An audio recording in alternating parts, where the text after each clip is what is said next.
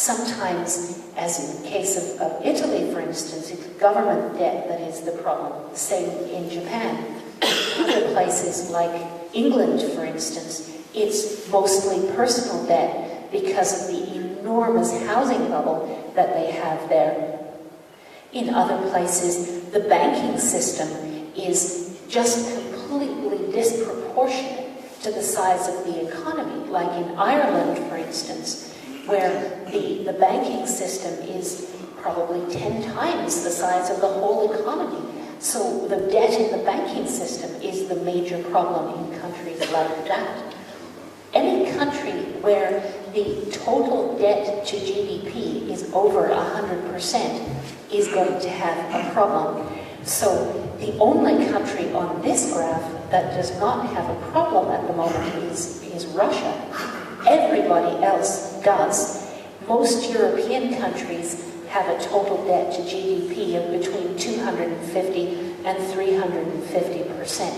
That is going to be a major problem.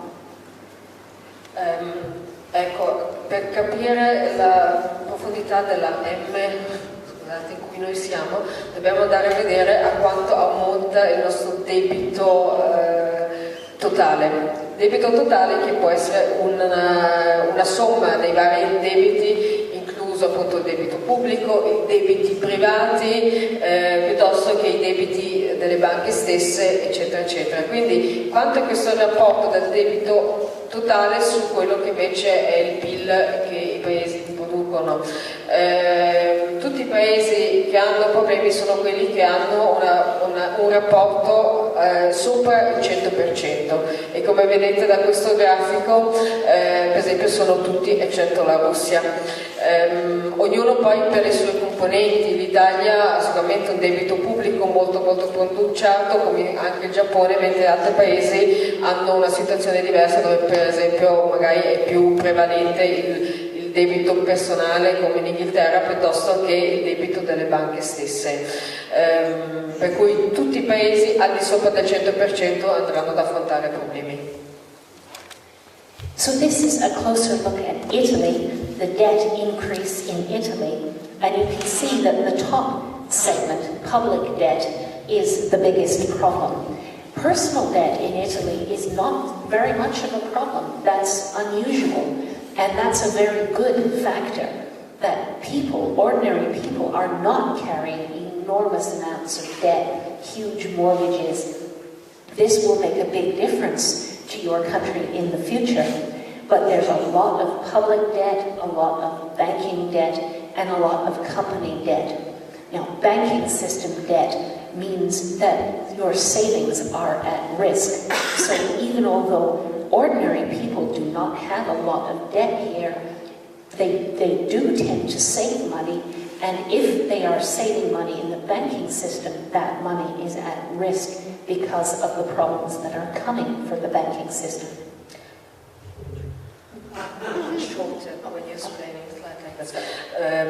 Allora, adesso arriviamo man mano più alla situazione nostra italiana. Come Nicole dice, il problema dell'Italia è riferito al debito, soprattutto quello delle banche, del debito pubblico, meno quello dell'indebitamento in generale delle famiglie, e questo per lei ovviamente rappresenta una buona notizia. Quindi invece però tante persone che magari hanno investito eccetera, il fatto che ci siano delle banche indebitate, questo normalmente anche per le persone stesse rappresenta una grossa sfida, un grosso problema. Now, the size of the whole... Maybe where's the slide a bit shorter? Okay, sorry.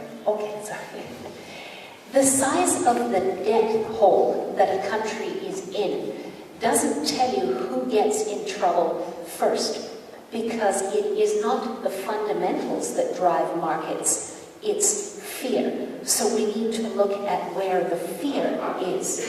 And this graph is credit default swaps. That's insurance contracts against a debt default. Questi per esempio sono i cosiddetti credit default swaps, che è una sorta di scommessa o assicurazione sul possibile default dei singoli paesi. Non si può in generale dire chi è che andrà ad affrontare problemi prima, anche perché come aveva detto prima l'andamento dei mercati è proprio condizionato da dei fattori emozionali. So when the price of insurance against a default is going up, that means the risk, the perceived risk of default is going up. That is a good measure of fear. So you can look at how quickly the insurance costs are going up for certainly all the countries in the European periphery. This only goes up to March, but it has got considerably worse than that since. For the whole European periphery, what this tells you is that money is going to go away from where the fear is towards where the fear is not. And at the moment, if you look at the bottom lines on that graph where there's no fear, that would be America, Japan, and Germany. So money goes to where there is no fear. Esempio, guardate come l'assicurazione sui debiti è legato alla paura o al timore che effettivamente i rispettivi paesi potrebbero andare in default a breve. Quindi per esempio tutti i paesi della periferia europea, quindi l'Europa del Sud, mentre dove la curva invece rimane più piatta è i paesi verso i quali emozionalmente si nutre meno paura, quindi Giappone, Germania e Stati Uniti.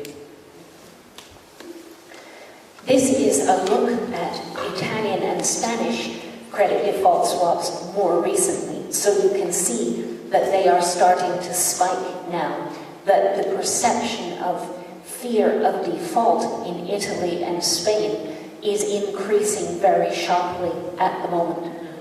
Guardate per esempio queste curve che mostrano quanto i CDS stanno salendo in modo rapido proprio per l'Italia e per la Spagna, e quindi un'indicazione su quanto pedire sia effettivamente la paura che pedire un default potrebbe succedere in questi due paesi. So the problems that Europe is facing have to do with the huge differences between the center and the periphery in a single currency area. When you have a single currency, exchange rates cannot change to help even out the differences in economies. And the debt in the banking system is so interconnected that you can't restructure the debt either without crashing the banking system for all of Europe. The only way that you could move forward without creating enormous problems, at least not for a little while, would be to have Eurobonds or fiscal union. There is no political mandate for that. Germans are never going to vote for it, neither are the Finns or the Dutch. In Europa noi viviamo delle grosse disparità anche proprio di tipo regionale, quindi tra quello che magari è il centro dell'Europa e invece la periferia. Purtroppo queste disparità non sono più possibili di essere compensate semplicemente con una variazione dei tassi di cambio che avrebbe potuto invece assestarlo quando ancora l'euro non c'era. Quindi il debito non può essere ristrutturato senza che questo implichi comunque una stessa crisi del sistema bancario. Una soluzione sarebbe di creare, come dire, degli strumenti di unione fiscale o comunque di Eurobond, però sul quale i paesi non hanno dato mandato politico. So, because you